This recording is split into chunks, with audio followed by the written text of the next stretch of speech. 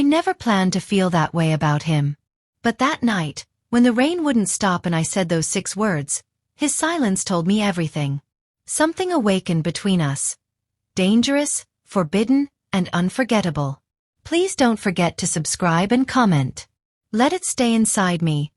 What I told my stepfather that night, I didn't expect it to change everything. My name is Haley West, and this story isn't something I ever imagined sharing. But somehow, this has become a memory I can't forget. One of those turning points in your life when the world flips upside down in one breath, and you realize you're no longer the same girl you were the night before. It started one rainy night when the storm outside made the windows cry. Thunder crashed like secrets waiting to be uncovered, and the air inside the house felt thick with something unspoken. I had just come home from college for spring break. Mom had gone to visit my aunt up north for the weekend. That left me alone in the house with Ryan West, my stepfather. He wasn't just a regular stepfather. He was young. Too young, maybe. My mom had married him 5 years ago after her divorce. He was a former college athlete turned construction entrepreneur, with intense green eyes, strong arms that always looked like they'd just left the gym, and a smile that could melt glaciers. But I never thought about him like that. At least, I didn't used to. Until that night.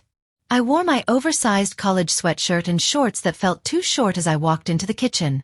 He stood at the counter, drinking from a glass, watching the lightning strike through the large windows behind me. "You okay, Haley?" he asked, voice low and casual, like he hadn't noticed the way my damp hair clung to my collarbone. "I'm fine," I said, hugging myself from the sudden chill. "Storm just makes it hard to sleep." He turned slightly and nodded. "Want some tea?" I nodded, suddenly more aware of how alone we were. The way he poured the hot water, slow and careful, made me notice the veins in his forearms. I sat down at the kitchen island, and we just talked. For an hour. And then 2. About school, life, memories, dreams. It had been so long since someone actually looked at me and really listened. Not through a screen. Not over text. But face to face. His smile reached his eyes, and when I laughed, he laughed too. But there was a weight to his eyes I hadn't noticed before. A curiosity that lingered. The rain got louder. Or maybe my heart did. I stood up to take my tea to my room when I slipped on the wet tile. I didn't fall completely, but I let out a soft gasp as I caught myself. Ryan was already next to me in seconds, hands on my waist, his breath warm against my cheek. "Careful," he said. His voice wasn't just calm. It was close. I froze. And then something happened. I didn't step back. Neither did he. I turned, slowly, and for a second we just looked at each other. I wasn't sure if he was breathing, but I knew I wasn't. That moment stretched into something dangerous and beautiful. I should go upstairs," I said, but my voice was barely a whisper. He stepped back a little. "Yeah, right." But I didn't move. And neither did he. And then I said it. The thing that I didn't expect. The thing I'll never forget. "Let it stay inside me," I whispered. His eyes narrowed. "What?" "The moment," I said quickly, cheeks burning. "Let this moment just stay inside me. I want to remember it." I laughed nervously. It felt like something real. He watched me. Not like a parent. Not like a teacher. But like a man trying to control a tidal wave crashing against reason. He slowly nodded.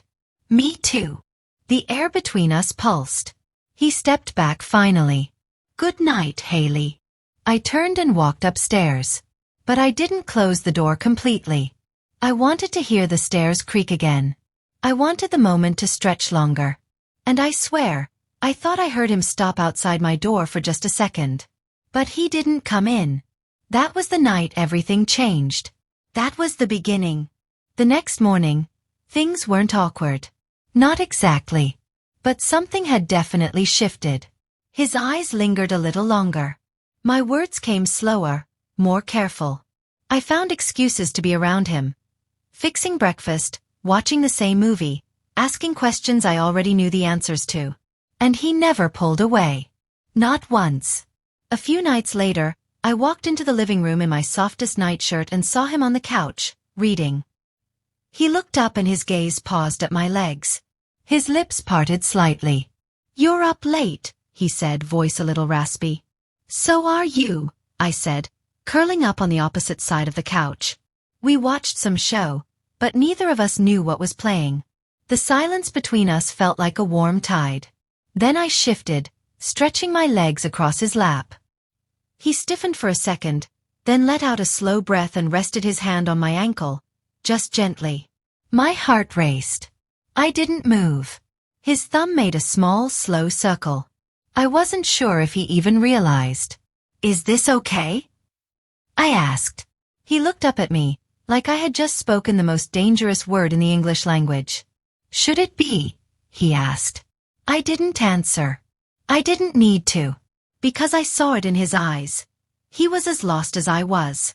It was dangerous. It was wrong in all the ways a rulebook would say. But it didn't feel wrong. Not in that moment. It felt safe.